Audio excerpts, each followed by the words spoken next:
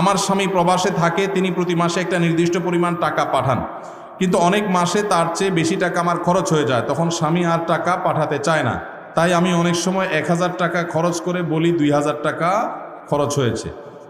হুজুর, তাহলে এতে কি আমার অন্যায় বা পাপ হবে? নামাজের প্রত্যেক রাকাতে আউযুবিল্লাহি বিসমিল্লাহ পড়তে হবে কিনা? আমি দাড়ি রাখি, এটা আমার স্ত্রী পছন্দ করে না, এক্ষেত্রে আমার করণীয় কি? মহিলাদের পর্দা করার ক্ষেত্রে মুখ ঢাকা কতটুকু জরুরি? কোনো ব্যক্তি মারা গেলে তার পক্ষ থেকে তার ছেলে কারো কাছে ক্ষমা চাইলে ওই ব্যক্তির ক্ষমা না করে, তাহলে তা মারা যাওয়া ব্যক্তির কি হবে? স্বামী মারা গেলে স্ত্রীর নাকের দুল, কানের দুল, হাতের বালা খুলে ফেলতে হবে নাকি পড়তে পারবে? বোনদের সম্পত্তি ভাইরা বাবার কাছ থেকে লিখে নিয়েছে, এখন ভাইরা বলতেছে বাবা লিখে দিছে, আমরা কি করব? সকালে ঘর ঝাড়ু না দিলে কি গুনাহ হয়? হিন্দুদের দোকানে মিষ্টি খাওয়া যাবে কিনা? ফজরের সময় ঘুম থেকে উঠতে দেরি হলে করণীয় কি? অ্যাক্সিডেন্টে কোনো মুসলিম মারা গেলে উনি কি শহীদি মর্যাদা পান? আমি প্রবাসী ব্যাংক থেকে লোন নিয়ে বিল্ডিং করতে চাই, এটা করা যাবে কিনা? যারা মাসিক বেতনে কর্ম করে তাদের নির্দিষ্ট একটা সময় থাকে, যেমন 10টা থেকে 5টা অফিসিয়াল টাইম। সে যদি ব্যক্তিগত কাজে অফিসে পরে আসে বা আগে চলে যায়, তাহলে সেক্ষেত্রে বেতন নেওয়াটা কতটুকু হালাল হবে? এলাকায় কিছু লোক আছে যারা বিয়ের সম্বন্ধ আসলে ভেঙে দেয়, তাদের সম্পর্কে কিছু বলেন। আমার স্বামী প্রবাসে থাকে, কেনাকাটার সব কিছু আমার করতে হয়, এক্ষেত্রে কি আমি গুনাহগার হব? আমি পর্দা করে চলতে চাই, কিন্তু যেই পরিবার যৌথ পরিবার হওয়ার কারণে পর্দা করে চলতে পারি না, এক্ষেত্রে আমার করণীয় কি? অনেক সময় কোনো মুসলমানের পরিচয় উল্লেখ করতে গিয়ে লেখা হয় তিনি অমুক সম্ভ্রান্ত মুসলিম পরিবারে জন্মগ্রহণ করেছেন। প্রশ্ন হলো, মুসলমানের মধ্যে আবার সম্ভ্রান্ত অসম্ভ্রান্ত বলতে কিছু আছে কিনা? রোজা অবস্থায় গীবত করলে কি হয়? বিড়ি সিগারেট বিক্রি করার উপার্জন হালাল নাকি হারাম? বাংলাদেশের মাদ্রাসার অনেক সুপার প্রধানরা দাখিল আলিম পরীক্ষার্থীদের নকল সরবরাহ করে বা তার সাথে জড়িত থাকে, এদের বিধান কি? জি ভাই, বিসমিল্লাহ। প্রথম প্রশ্ন, আমরা দেখি যে বড় ভাই মারা গেলে বড় ভাইয়ের ছেলে মেয়ে এবং বউয়ের কথা চিন্তা করে ছোট ভাই বড় ভাইয়ের বউকে বিয়ে করে। আমি জানতে চাচ্ছি যে ছোট ভাই মারা গেলে ছোট ভাইয়ের ছেলে মেয়ে এবং বউয়ের কথা চিন্তা করে ছোট ভাই এর বউকে বড় ভাই বিয়ে করতে পারবে কিনা, বড় ভাইয়ের বউ থাকা অবস্থায়? এটি ইসলাম কি বলে? ভাইরা আমার, কোনো ভাইয়ের স্ত্রী মারা যাওয়ার পর অন্য কোনো ভাই যদি সেই ভদ্র মহিলাকে বিবাহ করেন, ইদ্যত পালনের পর 4 মাস 10 দিন পর বিয়ে করা যায়, তখন যদি বিয়ে করেন, এটা প্রশংসনীয় কাজ।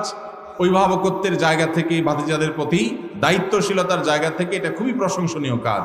আমাদের সমাজ বেশিরভাগ মানুষ এটাকে ভালো চোখে দেখে না, কারণ সমাজটা তো সব রোগাদের সমাজ, রোগী হয়ে গেছি আমরা। ভালো জিনিস আমাদের কাছে খারাপ লাগে, খারাপটা বরং ভালো লাগে।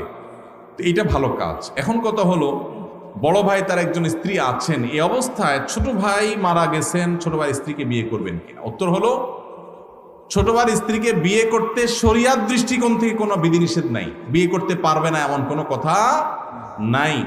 বাকি তার দুজন স্ত্রী একসঙ্গে থাকলে তিনি ইনসাফ করতে পারবেন কিনা, শরিয়ার বিধিবিধান মানতে পারবেন কিনা, সাম্যতা বজায় রাখতে পারবেন কিনা, এখানে আবার কিন্তু ন্যায্যতার ওয়াজ আনলে হবে না, এখানে কিন্তু সাম্যতা লাগবে, সমান সমান দিতে হবে। এখানে আল্লাহ তাআলা সেটা আমাদের জন্য আবশ্যক করে দিয়েছেন, তো সেটা করতে পারবে কিনা এই বিষয়টা নিশ্চিত করতে হবে। যদি পারেন, তাহলে সব যদির পরে, সব শর্ত পূর্ণ হওয়ার পর তিনি চাইলে শরিয়া সম্মত ভাবে তিনি বিবাহ করতে পারবেন। কিন্তু অনেক ক্ষেত্রে দেখা যায় ভালোর জন্য করতে গিয়ে উল্টা আরো খারাপ হয়। দেখা যায় ঘরে বিশ্বযুদ্ধ লেগে যায়, আছে না নাই? যদি কোনো আল্লাহর বান্দী, যদি আল্লাহর কোনো বান্দী যদি স্যাক্রিফাইস করেন এক্ষেত্রে, তাহলে এটা অবশ্যই একজন জান্নাতি মানুষের কাজ, অবশ্যই একজন আল্লাহর নেককার বান্দের কাজ। আল্লাহ আমাদেরকে তৌফিক দান করুন। আমার স্বামী প্রবাসে থাকে, কেনাকাটার সব কিছু আমার করতে হয়, এক্ষেত্রে কি আমি গুনাহগার হব? কোনো বোন তার স্বামী যদি প্রবাসে থাকেন, দেশে তার বাজারঘাট করে দেওয়ার মতো কোনো মানুষ যদি না থাকে, তিনি যদি বাজারঘাট করার জন্য, কেনাকাটা করার জন্য যাওয়া লাগে, শরঈ পর্দা মেনটেন করে তিনি যেতে পারবেন, কিনতে পারবেন। তবে যদি অন্য কোনো পুরুষ লোক থাকেন আশেপাশের, যাদের দিয়ে কেনাকাটা কাজটা সারা যায়, তাহলে সেটাই করা উচিত, ওইটাই অধিকতর উত্তম। এবং আজকাল অনলাইনে অনেক জিনিসপত্র কেনাকাটা করা যায়, বিশেষ করে শহরে। চাইলেই অনলাইনে কল করলে বাসায় বাসায় মাল চলে আসে। সেই পদ্ধতি অবলম্বন যাদের করার সুযোগ আছে, তারা সেটা করা উচিত। একান্ত কোনো উপায় না থাকলে তিনি অবশ্যই যেতে পারবেন, কিন্তু পর্দা মেনটেন করে। অনেক সময় আমাদের বোনেরা এই সুতা দিয়া, এই উজুহাত দিয়া লাগবে লবণ 1 কেজি, বাজারের এ মাথা থেকে ওই মাথা পর্যন্ত 7 চক্কর তওয়াব দিয়ে ফেলে, আছে না নাই? এই জন্য ইন্নামাল আমালু বিন্নিয়াত। আপনার স্বামী প্রবাসে আছে, বাজারে যাওয়া জায়েজ আছে, হুজুরের কাছে মাসালা নিয়েছেন, নিয়ে এবার বাজারে বাজারে ঘুরতেছেন অহেতুক, পর্দার সাথে গেলেন না বেপর্দার সাথে গেলেন, তাহলে অবশ্যই আপনি গুনাহগার হবেন। এই জন্য বোনরা আল্লাহকে ভয় করবেন, যতটুকু আপনার না হলে নয় ততটুকু আপনি করতে পারবেন, অবশ্যই পর্দার সাথে। আমি পর্দা করে চলতে চাই, কিন্তু যেই পরিবার যৌথ পরিবার হওয়ার কারণে পর্দা করে চলতে পারি না, এক্ষেত্রে আমার করণীয় কি? যৌথ পরিবারে পর্দা করাটা একটু কঠিন, একটু কষ্টের, ডিফিকাল্ট। এক্ষেত্রে দরকার হয় সবার সহযোগিতা। আমরা ছোটবেলায় আমরা দেখেছি যৌথ পরিবারের থেকেও মানুষ পর্দা করার চেষ্টা করত।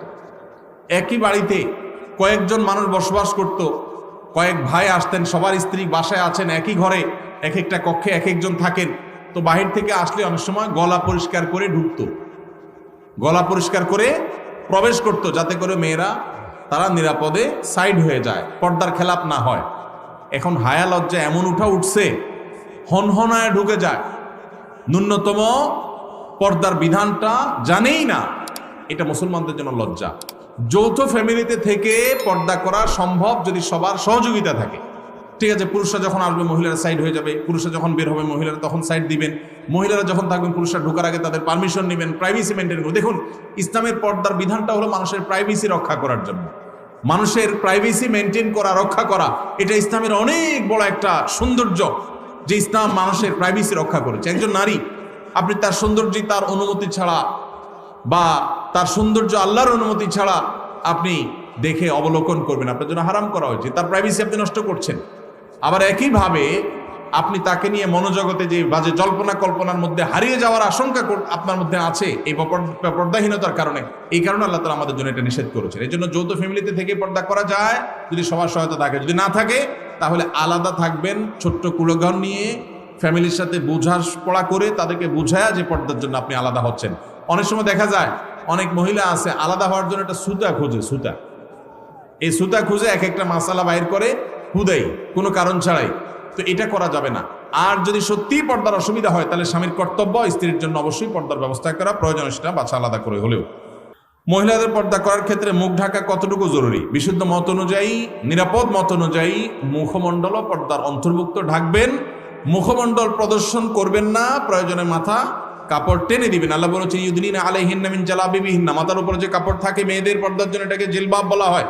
আল্লাহ বলেছেন এই জালাবিব তোমরা, তারা মেয়েরা টেনে দিবে। এই যে টেনে দিতে বলছে এটা কেন? এটাই তো মুখাবয়বকে ঢাকার জন্য। আম্মা জানা আয়েশা রাদিয়াল্লাহু আনহা বলেছেন হজের সময় আমি যখন নবী সাল্লাল্লাহু আলাইহি ওয়াসাল্লামের সাথে হজ করেছি সেই বছর আমি ইহরামরত অবস্থায় মেয়েদের জন্য মুখ উন্মুক্ত রাখতাম। যখনই কোনো পুরুষ চোখের এরিয়াতে চলে আসতো তখন আমি কাপড় টেনে দিতাম। এখান থেকে বোঝা যায় তারাও মেয়েদের চেহারার পর্দা করতেন। এটাই হলো অধিকতর বিশুদ্ধ এবং অধিকতর আপনার নিরাপদ মত। এই জন্য বোনরা পর্দা যখন করবেন মুখমণ্ডলও ঢাকার চেষ্টা করবেন, সেটা হবে এই ক্লাসের পর্দা। যারা সেটা করতে পারছেন না, অন্তত শুরুটা করেছেন, অবশ্যই তাদেরকে আমরা অ্যাপ্রিসিয়েট করব। আমি দাড়ি রাখি, এটা আমার স্ত্রী পছন্দ করে না, এক্ষেত্রে আমার করণীয় কি? যাদের দাড়ি রাখলে তাদের বউ অপছন্দ করে, তারা বউকে জিজ্ঞাসা করবেন আমি দাড়ি রাখলে তোমার আসলে অসুবিধাটা কি? তখন স্ত্রী বলবে তোমার দাড়ি রাখা, দাড়ি চাল অবস্থা দেখলে তোমার চাচার মতো লাগে, আমার ভাল লাগে না। এটা তো বলবে যে তোমার মুখে দাড়ি থাকলে আমার কাছে ভাল লাগে না, হুজুর হুজুর লাগে, চাচা চাচা লাগে। এটা যদি বউ বলে তখন বউকে বলবেন ঠিক আছে, তোমার ভালো লাগে না, এটার প্রতি শ্রদ্ধা রেখে আমি দাড়ি চেঁচে ফেলবো, শেভ করে ফেলবো। তবে সেই সাথে আমারও একটা কথা আছে, তোমার মাথার এই যে এত লম্বা লম্বা চুল আমার একদম ভালো লাগে না। আমার মন চায় তুমি এগুলো সব চেঁচে একদম ফুল গোলালের মতো হয়ে যাও, আমার এটা খুব ভালো লাগে। আপনি যখন এটা বলবেন, আপনার স্ত্রী যিনি দাড়ি পছন্দ করছেন না তিনি তখন আপনাকে যেটা রিপ্লাই দিবে সেটা হলো, তিনি বলবেন তোমার আসলে ডাক্তার দেখানো উচিত, তোমার মাথার সমস্যা হয়ে গেছে। মেয়েদের মাথার চুল আবার কেউ অপছন্দ করে? তখন আপনি বলবেন এই কথাটাই আমি বলতে চাইছিলাম আগে। এই যে মাথায় সমস্যা হওয়ার কথা আপনি আমাকে বললেন না, এই কথাটাই আমি বলতে চাইছিলাম, মায়ের ভয়ে বলি নেই। আল্লাহ তাআলা দাঁড়িয়ে আমার মুখে গজাইছেন, আপনার মুখে তো গজার নাই। আপনি মেয়ে মানুষ, আপনার মুখে তো গজায় নাই। নখ আমারটাও বড় হয়, আপনারটাও বড় হয়। শরীরের অন্য সমস্ত অঙ্গ প্রত্যঙ্গ বর্ধনশীল যেগুলো সব আপনারও বাড়ে আমারও বাড়ে, শুধু দাড়িটা আপনার মুখে গজাই না আর আমার মুখে গজায় এবং বাড়ে, মোচটা গজায়, যেন মোচ ছোট ছোট রাখতে বলছে ইসলাম। তাহলে আল্লাহ তাআলা আপনাকে একটা জিনিস দেয় নাই, আমাকে একটা জিনিস দিছে, তাহলে বোঝা গেছে এটা পুরুষত্বের মার্কা, এটা পুরুষত্বের মার্কা। এখন যে ভাইদের মুখে দাড়ি নাই আপনারা রাগ করেন না, আপনাদেরকে কষ্ট দেওয়ার জন্য বলছি না, আমি শুধু এটুকু বলছি যে দাড়ি এটা পুরুষত্বের আলামত। দাড়ি এটা কিসের আলামত? পুরুষত্বের আলামত। কারণ আল্লাহ তাআলা নারীকে দাড়ি দিছেন, পুরা বডির মধ্যে দেখবেন এই একটা জিনিসই মহিলাদের নাই, আপনার আছে, দাড়ি আর মোচ। দাড়ি আর গোপ ছাড়া সব কিছুই তাদেরও আছে, আমাদেরও আছে, কিন্তু এই জিনিসটা আল্লাহ তাআলা আমাদেরকে দিয়েছে, তাহলে এটা আমাদের একটা মার্কা। এখন এই মার্কা যদি কেউ পরিবর্তন করে ফেলতে বলে, এটা তো মানা যায়। এটা কি মানা যায়? কোনো মহিলার কাছে যদি পুরুষের দাড়ি ভালো না লাগে, তাহলে এইটা কি আসলে মহিলা নাকি হিজড়া? এইটা নিয়ে প্রশ্ন তোলার সুযোগ আছে, এটা নিয়ে প্রশ্ন তোলার সুযোগ আছে। কারণ মহিলা হইলে তো বিপরীত লিঙ্গের প্রতি টান থাকার কথা, মহিলা হইলে তো পুরুষের মুখে দাড়ি দেখে তার ভালো লাগার কথা, কারণ আল্লাহ তাআলা ওইভাবেই দিয়েছেন পুরুষকে। ভাইরা আমার, যেই মেয়ে আপনার দাড়িকে পছন্দ করবে না, আপনি ওই মেয়ে কি দুঃখে বিয়ে করতে যাবেন? দেশে কি মেয়ের তল পড়ছে নাকি, অভাব পড়ছে নাকি? আল্লাহ তাআলা আমাদের বোনদের রুচিগুলোকে ইসলামের সাথে সঙ্গতিপূর্ণ রুচি করার তৌফিক দান করুন। আল্লাহ তাদেরকে ভালো উন্নত রুচি দান করুন।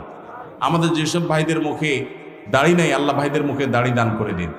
আর যাদের মুখে দাড়ি আছে, শুধু দাড়ি থাকলেই যে খাঁটি মুসলমান হয়ে গেছে সেটা না, তাদের আখলাক আমল সবকিছুকে আল্লাহ ঠিক করার তৌফিক দান করুন। আমি প্রবাসী ব্যাংক থেকে লোন নিয়ে বিল্ডিং করতে চাই, এটা করা যাবে কি না? বিষয়টা আমার জানা খুব দরকার।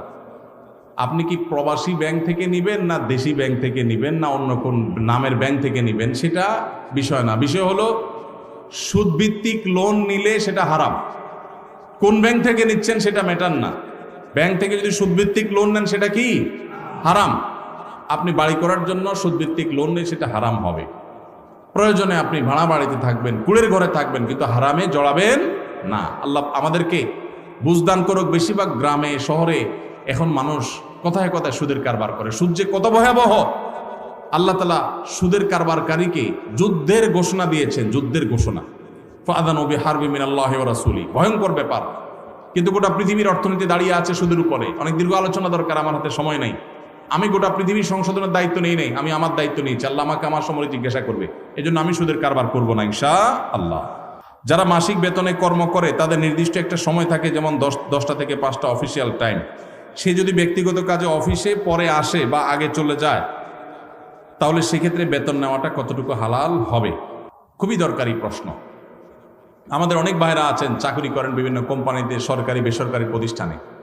যেই কয় ঘন্টার ডিউটির জন্য আপনি চুক্তিবদ্ধ, ওই কয় ঘন্টার ডিউটি যদি আপনি ফাঁকি দেন, পরে আসেন, আগে চলে যান, আর কাজের ফাঁকে নিজের কাজ কাম করেন, মোবাইল টিপাটিপি করেন, ফাঁকি ঝুঁকি দেন, তাহলে তাদের ওই ফাঁকি ঝুঁকি দেওয়ার সময়টার যে ইনকামটা, ওটা হারাম হবে। সেই ইনকামটা কি হবে? হারাম হবে। অনেক হারাম আছে আমরা যেগুলো জানি না। সুদ খাওয়া হারাম আমরা জানি, ঘুষ খাওয়া হারাম আমরা জানি, কিন্তু চাকরির মধ্যে এই যে ফাঁকি ঝুঁকি দিয়ে টাইম নষ্ট করে ওই টাইমের বেতন আমি নিচ্ছি, এটা যে হারাম, এটা আমাদের বেশিরভাগ মানুষের সেন্সও নাই। ভাইরা আমার, আল্লাহর ভয়ে আমানতদারিতা রক্ষা করতে হবে। মুসলমান কখনো আমানতের খেয়ানতকারী হতে পারে না। এমনকি আপনি অফিসে বা কোম্পানি, সরকারি বেসরকারি যেখানে কাজ করেন, ডিউটির সময় আপনি বসে বসে যদি ওয়াজ শুনেন ইউটিউবে কাজ বাদ দিয়া, সওয়াব হবে না গুনাহ হবে? কোরআন তেলাওয়াতও যদি শুনেন, সওয়াব হবে না গুনাহ হবে? ইমানদার কখনো সিসি ক্যামেরাকে ভয় পাবে না। ইমানদার ভয় পাবে কাকে? আল্লাহ রাব্বুল আলামিনকে। আমি 8 ঘন্টা করে ডিউটি করার জন্য চুক্তিবদ্ধ, মাস শেষ পুরো স্যালারিটা নিচ্ছি, অথচ আমি এভারেজে পুরো মাসে 8 ঘন্টা, 10 ঘন্টা, 15 ঘন্টা, 20 ঘন্টা ফাঁকি দিয়েছি, সেই টাইমের সময়টা স্যালারি আমি নিচ্ছি, এটা হারাম। অনেক ওলামা একরাম আছেন, আল্লাহ তাদের মধ্যে আল্লাহর ভয় এমনটা দিয়েছেন। টুমচর আলিয়া মাদ্রাসা বাংলাদেশের সবচেয়ে প্রাচীন মাদ্রাসাগুলোর একটা, সবচেয়ে পুরাতন মাদ্রাসাগুলোর, শতবর্ষী মাদ্রাসাগুলোর একটা হলো লক্ষ্মীপুর জেলার টুমচর আলিয়া মাদ্রাসা। টুমচর আলিয়া মাদ্রাসা প্রিন্সিপাল ছিলেন শেখ হারুন আল মাদানী হাফিজাউল্লাহ, এখনো বেঁচে আছেন। সিনিয়র আলেমে দ্বীন, লক্ষ্মীপুরের কৃতি সন্তান শেখ হারুন আল মাদানী, তিনি কিছুদিন আগে রিটায়ারমেন্টে গেছেন। কিছুদিন আগে বলতে 2-3 বছর হয়েছে সম্ভবত। তিনি রিটায়ারমেন্টে গেছেন, প্রিন্সিপাল ছিলেন ওই প্রতিষ্ঠান থেকে, তিনি অবসরে গেছেন। অবসরে যাওয়ার সময় তিনি যা সুযোগ সুবিধা পেয়েছেন সেখান থেকে একটা চেক লিখে একটা বড় অ্যামাউন্ট, কয়েক লাখ টাকার একটা অ্যামাউন্ট তিনি মাদ্রাসার ফান্ডে দিয়ে দিছেন। মাদ্রাসায় তিনি সেটা দিয়ে দিছেন এবং এটার কারণ হিসাবে, এটা তিনি আমাকে বলেন নাই, আমি অন্যভাবে জানছি, এর কারণ হিসাবে তিনি উল্লেখ করেছেন যে এত দীর্ঘ বছর, এত বছর কাজ করেছি এই প্রতিষ্ঠানে, চেষ্টা করছি ঠিকঠাক মতো ডিউটি পালন করতে, আমার অজান্তে হয়তো কোনো ফাঁকিঝুঁকি হয়ে গেছে, হয়তো কোনো সময় নষ্ট হয়ে গেছে, হয়তো কোনো দিন দেরি হয়ে গেছে, আগে বের হয়ে গেছি, হয়তো কোনো সময় ব্যক্তিগত কাজ করে ফেলছি ডিউটির মধ্যে, সেই সময়গুলোর বেতনও তো সব আমার অ্যাকাউন্টে ঠিকই আসছে, কোনোটাই তো আর বাদ দেই নেই। এই জন্য কিয়ামতের ময়দানে যেন দাঁড়ায় থাকতে না হয়, জান্নাতের পথে যেন বাধা হয়ে না দাঁড়ায়, এই জন্য কিছু টাকা এর চেয়ে বেশি হবে না, এর কমই থাকবে, একটু বাড়ায়া সতর্কতামূলক দিলাম আমি দায়মুক্ত হওয়ার জন্য। মানুষ এখনো পৃথিবীতে আছে, সংখ্যায় কম কিন্তু আছে। আল্লাহ আমাদেরকে মানুষ, সেই ইমানদার, সেই মুসলমান হওয়ার তৌফিক দান। ইমানদারকে কোনো সিসি ক্যামেরার মনিটরিং এর প্রয়োজন হয় না, তার সেলফ মনিটরিং, নিজেকে নিজে মনিটর করে, আল্লাহর মনিটরিং এ বিশ্বাস করে। আল্লাহ আমাদেরকে সেরকম মুসলমান হওয়ার তৌফিক দান। তাহলে ভাই, ডিউটির ফাঁকে এই ফাঁকিযোগী করলে সেটা নাজায়েজ হবে। এরপরে প্রশ্ন হলো, অনেক সময় কোনো মুসলমানের পরিচয় উল্লেখ করতে গিয়ে লেখা হয় তিনি অমুক সম্ভ্রান্ত মুসলিম পরিবারে জন্মগ্রহণ করেছেন। প্রশ্ন হলো, মুসলমানের মধ্যে আবার সম্ভ্রান্ত অসম্ভ্রান্ত বলতে কিছু আছে কিনা? খুবই দরকারি এবং যৌক্তিক প্রশ্ন। এই প্রশ্ন এর আগেও কোথাও আমাকে করা হয়েছে এবং এ বিষয়ে অনেক বছর আগে আমি, আমার একটা ফেসবুক আইডি ছিল, এখন আর নাই, সেটা ডিঅ্যাক্টিভ হয়ে গেছে, ওইটাতে আমি এই বিষয়ে লিখেছিলাম। খুবই দরকারি একটা প্রশ্ন। কোনো মানুষ তার পরিচয় পেপার পত্রিকায় দিতে গিয়ে বা কোনো সভা সমাবেশে দিতে গিয়ে অনেক সময় আমরা বলি তিনি অমুক জেলার, অমুক থানার, অমুক গ্রামের একটি সম্ভ্রান্ত মুসলিম পরিবারে জন্মগ্রহণ করেছেন। এটা তার ধর্মীয় পরিচয়। মারা গেলেও অনেক সময় এরকম গদবাদা কথা বলা হয় যে তিনি একটা সম্ভ্রান্ত মুসলিম পরিবারে জন্মগ্রহণ করেছেন। এই যে সম্ভ্রান্ত মুসলিম পরিবার, এই টার্মটাই কোনো সঠিক টার্ম না। কেন? কারণ আপনারা জানেন মুসলমানের মধ্যে কোনো সম্ভ্রান্ত অসম্ভ্রান্ত, নিচু জাত উঁচু জাত বলতে কোনো কিছু নাই। আল্লাহ কোরআনে বলেছেন ইন্না আকরামাকুম ইনদাল্লাহি আত্তাকুম। এর আগে আল্লাহ বলেছেন ইন্না খালাকনাকুম শুউবান ওয়া কাবাইলা লিতাআরাফু। তোমাদেরকে বিভিন্ন গোত্রে বংশে আল্লাহ তাআলা সৃষ্টি করেছেন। কেন? আল্লাহ বলেছেন পরিচয়ের সুবিধার্থে।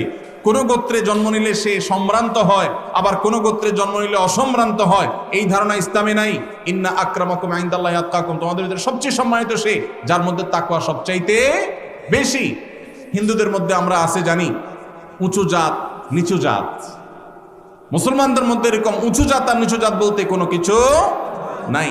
সকল মুসলমান আল্লাহর কাছে সম্মানিত যদি তাকওয়া থাকে, আর তাকওয়া যদি না থাকে, যত তথাকথিত নামকরা ফ্যামিলিতে জন্মগ্রহণ করুক না কেন, রাজবংশ জন্ম করুক না কেন, আল্লাহর কাছে সে নিকৃষ্ট, সে কখনো আল্লাহর কাছে মর্যাদাপূর্ণ না। এই জন্য সম্ভ্রান্ত মুসলমান আর অসম্ভ্রান্ত মুসলমান বলতে কোনো পার্থক্য বা ব্যবধান ইসলামে নাই। নামাজের প্রত্যেক রাকাতে আউযুবিল্লাহ বিসমিল্লাহ পড়তে হবে কিনা? পড়বো প্রত্যেক রাকাতের শুরুতে। আমরা যখন সূরা ফাতিহা পড়বো, অন্য সূরা মিলাবো, এই সূরা ফাতিহার শুরুতে আউযুবিল্লাহি মিনাশ শাইতানির রাজিম বিসমিল্লাহির রহমানির রহিম দুইটাই পড়ে তারপরে সূরা ফাতিহা পাঠ করতে হবে। এটা সুন্নাত প্রত্যেক রাকাতে। আর সূরা ফাতিহার পরে যখন আরেকটা সূরা মিলাবো তখন কি বলতে হবে? বিসমিল্লাহির রহমানির রহিম পড়তে হবে। পড়ে আপনি নামাজ শেষ করবেন। এটা হলো সুন্নাহ। কোনো কারণে যদি ছুটে যায় নামাজ হয়ে যাবে, কিন্তু শুরুতে আউযু বিসমিল্লাহ দুইটা আর সূরা মিলানোর শুরুতে শুধু বিসমিল্লাহ, এটা পড়া কি সুন্নাত। এলাকায় কিছু লোক আছে যারা বিয়ের সম্বন্ধ আসলে ভেঙে দেয়, তাদের সম্পর্কে কিছু বলেন। খুব দরকারি একটা প্রশ্ন ভাই, খুব দরকারি একটা প্রশ্ন। আমাদের দেশের গ্রামে গঞ্জে এই ধরনের নিকৃষ্ট মানুষ, এই ধরনের ফাসিক এবং পাপিষ্ট মানুষ বহু আছে। এমনকি অনেক লোক আছে নামাজ কালাম পড়ায়, মসজিদে জামাতের সাথে নামাজ আদায় করে, কিন্তু মানুষের বিয়ে শাদী উপলক্ষে খোঁচাখুচি করে। কোন এলাকাতে একটা মেয়ের খবর নেয়ার জন্য আরেক এলাকা থেকে মানুষ আসছে এলাকাতে আপনাকে পাইছে একটা পুকুরের ঘাটে উজু করতেছেন, দেখছে যে মসজিদের পুকুরের ঘাট ওযু করতেছে, বেচারা নামাজি মানুষই হবে। জিজ্ঞেস করছেন, ভাই সালাম আলাইকুম, আপনাদের এলাকায় অমুক মেয়েটার সম্পর্কে কিছু জানেন কি? আপনি চিন্তা করছেন, আরে তো আপনার শত্রুর মেয়ে, আপনার সাথে তার আইল ঠেলাঠেলি আছে। এই চান্সে আপনি শত্রুতা উদ্ধার করার জন্য বলছেন, ভাই আল্লাহ বাঁচাইছে, আপনি আমার কাছে আসছেন ভাই। এই বইলা যে আপনি একটা শয়তানি শুরু করে দিলেন, আস্ত ডাহা ডাহা মিথ্যা কথা বলে ওই বিয়েটা ভাঙে দিলেন। এই কাজটা শুধু মিথ্যা না, আল্লাহর জমিনে আল্লাহর আরশ কাঁপার মতো সবচেয়ে ভয়াবহ অপরাধগুলোর মধ্যে থেকে একটি। কারণ এখানে একটা নিষ্কলুষ চরিত্রে আপনি কালিমা দিলেন, একজন নিরপরাধ মানুষ সম্পর্কে মিথ্যাচার করলেন, আবার নিজে মিথ্যা কথা বললেন, আবার ওই লোকটাকে অসত্য সংবাদ দিলেন, মিথ্যা সাক্ষ্য দিলেন।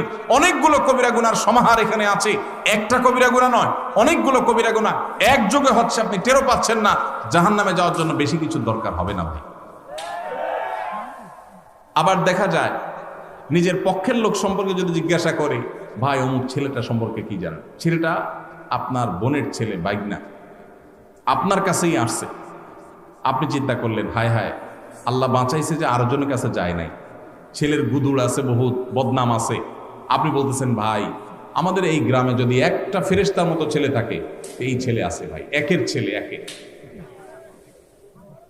এই ক্ষেত্রেও আপনি ওই মেয়েওয়ালাদেরকে, মেয়ে পক্ষকে মিথ্যা তথ্য দিয়ে তাদেরকে ক্ষতিগ্রস্ত করলেন, বিভ্রান্ত করলেন, মিথ্যা সাক্ষ্য দিলেন। এক্ষেত্রেও আপনি অপরাধী। তাহলে কি করবেন? যতটুকু সত্য ততটুকু বলবেন। সত্য বলার মতো যদি বুকে বল না থাকে, যদি মনে হয় সত্য বললে আমি মাইদ্যর খাওয়া লাগবে, তাহলে বলবেন, ভাই সরি, অন্য কেউ যারা চিনে জানে তাদেরকে জিজ্ঞাসা করেন, আপনি অ্যাভয়েড করে যান। কিন্তু বলতে যখন যাবেন তখন আপনাকে সত্য বলতে হবে। নবী সাল্লাল্লাহু আলাইহি সাল্লাম বারবার আমাদেরকে সতর্ক করেছেন। তিনি বলেছেন, যদি তোমাকে কিছু বলতে হয় ফালিয়াকুল খায়রা আও লিয়াসমুত, তাহলে ভালো সত্য যেটা সেটাই বলবে, আর না হলে চুপ থাকবে। কিন্তু বলতে গিয়ে মিথ্যা বলা যাবে না। অনেক ভাইরা আছেন এই অপকর্ম করেন, কোনো কারণ ছাড়াই করেন, অযথা খোঁচাখুচি করেন, আছে না নাই? এই বিয়ে ভাঙার তালে এগুলো হলো মানুষরূপী শয়তান। আপনি যদি আস্ত মানুষের সুরতে শয়তান দেখতে চান, এইরকম বিয়ে ভাঙাভাঙির কাজ যারা করে এরা হলো সে মানুষরূপী শয়তান। কেন বলেছি জানেন? কারণ ইবলিস শয়তান সবচেয়ে বেশি খুশি হয় একটা সংসার ভেঙে দিলে। একটা সংসার ভেঙে দিলে শয়তান সবচেয়ে বেশি খুশি হয়, অন্য কোনো কাজে শয়তান এত খুশি হয় না। আর এই লোকটা একটা বিয়ে হতে যাচ্ছিল, মিথ্যা কথা বলে ভেঙে দিয়েছে, অথবা অজাগা বিয়ের ব্যবস্থা করে দিয়েছে মিথ্যা তথ্য দিয়ে। এই লোকটা শয়তানের সে কাজটা করেছে। আল্লাহ আমাদেরকে এই দুশ্চরিত্র থেকে বেঁচে থাকার তৌফিক দান করুন। যারা এই সমস্ত খারাপ কাজের বদভ্যাস আছে, আল্লাহর ওয়াস্তে তারা ছেড়ে দেন, আল্লাহকে ভয় করেন। সকালে ঘর ঝাড়ু না দিলে কি গুনাহ হয়? না ভাই, ঘর ঝাড়ু না দিলে কোনো গুনাহ হয় না। এগুলো কুসংস্কারের কথা।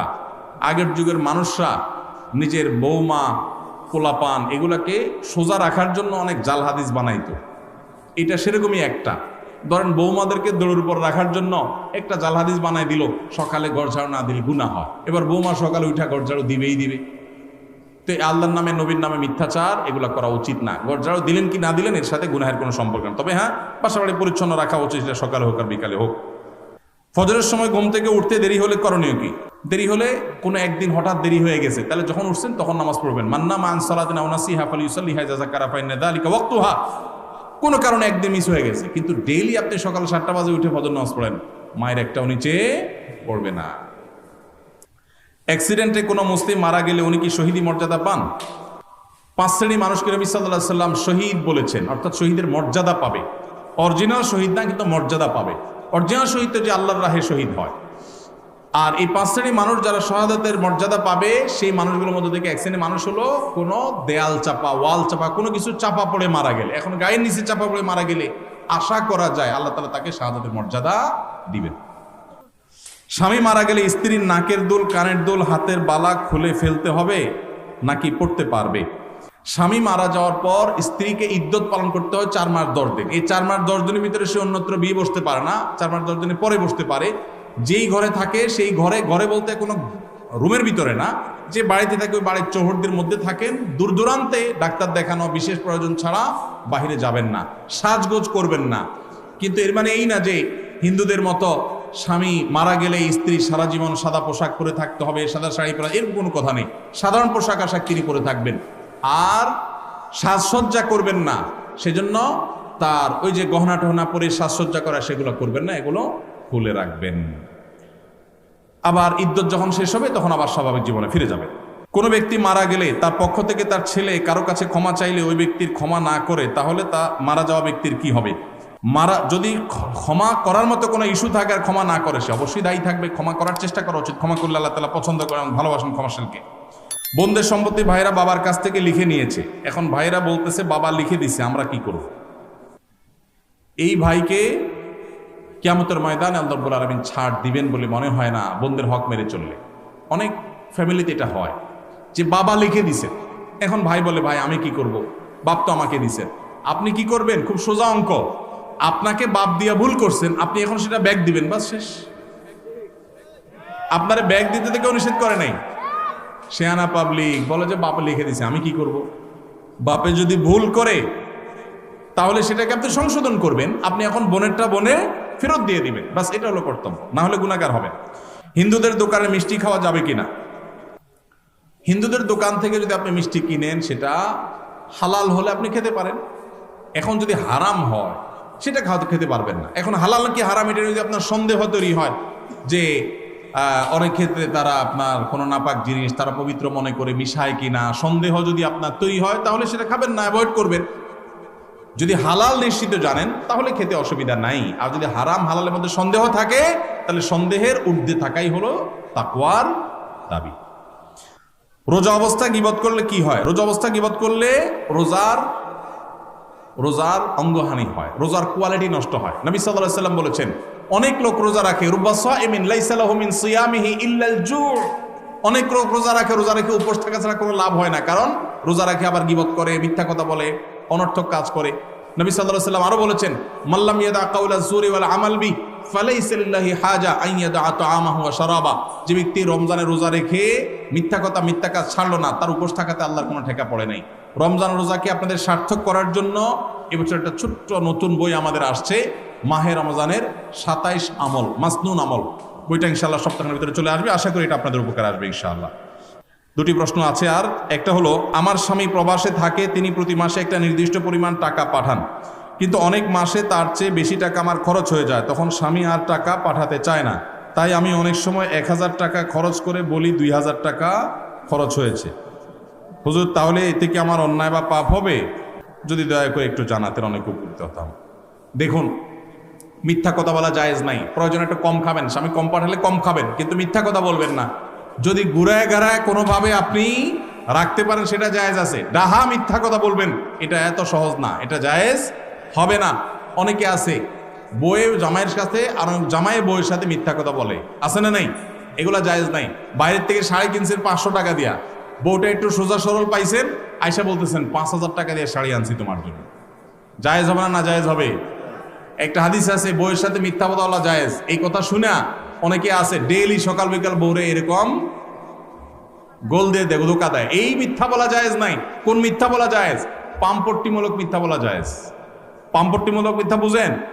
বউরে বললেন তোমার চাইতে সুন্দর এই পৃথিবীতে আর কেউ হতে পারে না, অসম্ভব, অথচ এটা মিথ্যা কথা, কিন্তু বলছেন। বউ আবার আপনারে বলল, এই টাইপের পামপট্টিমূলক মিথ্যা বলা জায়েজ আছে। ডাহা মিথ্যা কথা, গোশত আনছেন 1 কেজি, আয়না বলতেছেন আধা কেজি, 3 কেজি আয়না বলতেছেন 1 কেজি, বউ বলতেছে মাশাআল্লাহ আমার জামাইটা অনেক চালাক, আমার বাপে কিনলে দেখি অল্প একটু হয় 1 কেজি, আরে দেখি 2 কেজি 1 কেজি হয়ে গেছে। তো এরকম চালাকি করে বউয়ের কাছে ভালো সাজবেন, একদিন ওই রেট লাগানো দাম লেখা ট্যাগটা চোখে পড়বে, সারা জীবনে বিশ্বাস একসাথে শেষ হয়ে যাবে যে বেটাতে প্রতিদিন আমার 500 টাকা শাড়িতে 5000 টাকা বলে বেচছে। এই 2 নম্বরই করা জায়েজ নাই। বিড়ি সিগারেট বিক্রি করার উপার্জন হালাল নাকি হারাম? যেই জিনিস খাওয়া পান করা ব্যবহার করা হারাম, ওইটার কেনা বেচা করাও। ইসলামে যে জিনিসটা খাওয়া পান করা ব্যবহার করা নিষেধ, সেটার বেচা কেনা করাটাও। দোকানদার নিজে লম্বা দাড়িওয়ালা নামাজি মানুষ, হাজি সাহেব মানুষ, নিজে বিড়ি সিগারেট খায় না, নিজের 14 গোষ্ঠীও খায় না, কিন্তু বেচে, তাহলে তার উপার্জন হালাল হবে না। এখন প্রশ্ন হলো, একটা দোকানে অনেক আইটেম আছে, একটা নাজায়েজ বা গুনাহের আইটেম বেচার কারণে সবগুলো যে হারাম হয়ে যাবে তা না। এইটা বিক্রি করে যে লাভ করছে ওইটা নাজায়েজ হবে। বাকি যেগুলো হালাল আছে, চাল ডাল বিক্রি করছে, সেগুলো হালাল হবে। অবশ্য চাল ডাল বিক্রি করলেই যে হালাল হবে এমন না। যদি দেশি মশারির সাথে ইন্ডিয়ান মশারি মিশায় বিক্রি করেন, হালাল হবে না হারাম হবে? আইটেম হালাল হলেও 2 নম্বরই করার কারণে উপার্জনটা হারাম হয়ে যায়। তো এই জন্য যারা মুদি দোকানদারি করেন তারা বলবেন, ভাই তাহলে বিড়ি সিগারেট ছাড়া তো দোকান চলে না, কি করব? এটাই তো আপনার চ্যালেঞ্জ। আল্লাহর জন্য আপনি স্যাক্রিফাইসটা কি করলেন? কিয়ামতের ময়দানে আল্লাহর কাছে জান্নাত চাইবেন কোন মুখে? এটাই তো স্যাক্রিফাইস। এই স্যাক্রিফাইসের বিনিময়ে তো জান্নাত আশা করবেন। আপনি আল্লাহর জন্য হারাম জিনিস বিক্রি করলেন না, দোকানে লেখা দিলেন, ভাই আমি এই যে আমাদের মুসলমানদের রক্তচোষা যারা, তাদের জিনিস রাখি না, বিড়ি সিগারেট রাখি না, ধূমপান আইটেম রাখি না, এগুলো এই দোকানে বিক্রি করা হয় না, লেখা টাঙ্গায় দিছেন। এতে কিছু বিড়িখোর, সিগারেটখোর, গাঞ্জাখোর কাস্টমার কমবে, এতে আপনার টাকা ক্যাশে একটু কম আসবে। ওই টাকা যদি আসতো, ওইটা এমনিই বরকত নষ্ট করে দিত। ওই বেবরকতি গাঞ্জাখোর আর বিড়িখোর, সিগারেটখোরের টাকা না আসলে আপনার আল্লাহ তাআলা না খাওয়া মারবে না ইনশাআল্লাহ। এর জন্য হিম্মত দরকার হয়, হিম্মত। কিছু কেনাবেচা কম হোক, কিছু কাস্টমার কম আসুক, আমি একটু কম খাবো, আমার ইনকাম একটু কম হবে, বিনিময়ে আমি জান্নাত পাবো ইনশাআল্লাহ। মনে শান্তি থাকবে যে আমি ক্যান্সারের আইটেম বিক্রি করে একটা মানুষকে সর্বশান্ত করার দায়ে আমি দায়ী হলাম না। দোকানদার ভাই যত সিগারেট বিক্রি করলেন,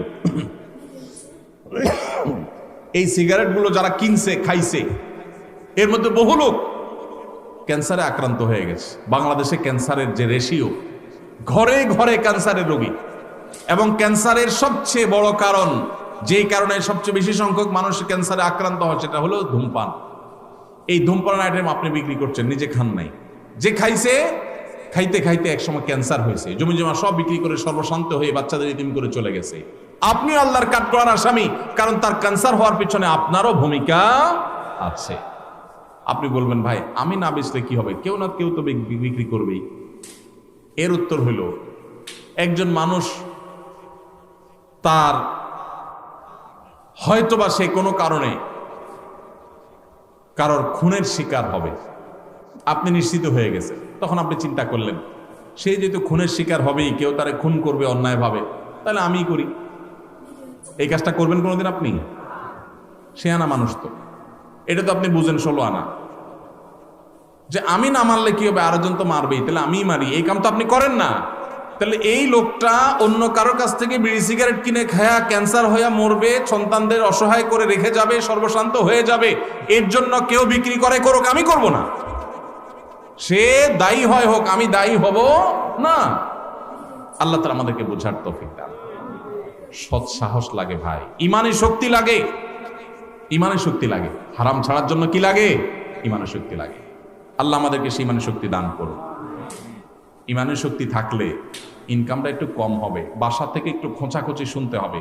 বউ বলবে, তোমার লগের দোকানদার বিল্ডিং একটার পর একটা তুলতেছে, তালার পরে তালা তুলতেছে, কি দোকানদারি করো তুমি, ভাতের টাকা জোগাড় করতে পারো না। এগুলো কিন্তু শোনা লাগবে, মাথায় যেন থাকে, এগুলোর জবাব দিতে হবে। স্ত্রীকে সেজন্য বোঝাতে হবে, আমরা কি জান্নাতে যাব না জাহান্নামে যাব, আগে সে সিদ্ধান্ত নিতে হবে। যদি জান্নাতে যেতে চাই তাহলে আমরা এটা করব না। আমি যে বিড়ি সিগারেট বিক্রি করে মানুষের মরার কারণ হব, ক্যান্সারের কারণ হব, জান্নাত তো পরে, দুনিয়াতেই তো আমার বিবেকে আমাকে বাধা দিবে যে একটা মানুষের ধ্বংসের জন্য আমি ভূমিকা রাখলাম। তাহলে এই হারাম জিনিস ছাড়বো তো ইনশাআল্লাহ। আল্লাহ আমাদেরকে তৌফিক দান।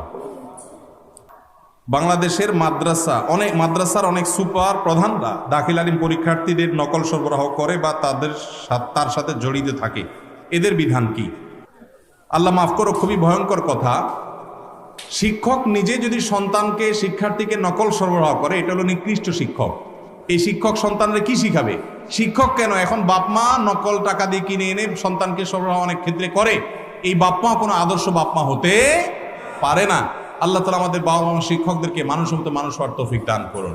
যে প্রতিষ্ঠানের শিক্ষক বা শিক্ষা প্রতিষ্ঠান প্রধান এরকম 2 নম্বর কাজ করে, সেই প্রতিষ্ঠানের সন্তান পড়াবেন না, সেখান থেকে সন্তান মানুষ হবে না, ডাকাত হবে, অমানুষ হবে বা খারাপ জিনিস শিখবে। আল্লাহ আমাদের সন্তানদের ঈমান আমলকে হেফাজত করার তৌফিক দান করুন। জাযাকুমুল্লাহু খায়রা ওয়া আখিরু দাওয়ানা আলহামদুলিল্লাহ।